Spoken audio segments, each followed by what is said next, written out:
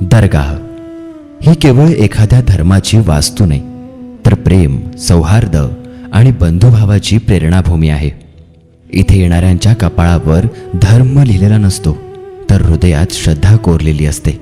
कोणी फातेहा पढतो, कोणी नारळ फोडतो, तर कोणी नवस फेडतो, कोणी नियाज पूर्ण करतो, तर कोणी हात पसरून दुआ मागतो. लोटांगण, नारळ, चादर, अगरबत्ती या परंपरा कोणत्याही एका धर्माच्या चौकटीत बसत नाहीत. त्या जन्म घेतात लोकांच्या प्रेमातून, विश्वासातून आणि कृतज्ञतेतून. इथे हिंदू मुसलमान अशी ओळख विरघळून पडते. उरते ती फक्त भक्त आणि संत यांच्यातील नात्याची पवित्र भावना.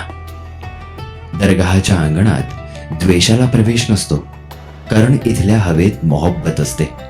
इथल्या मातीमध्ये बंधुभाव असतो आणि इथल्या प्रत्येक प्रार्थनेत माणुसकीचा सुगंध दरवळत असतो.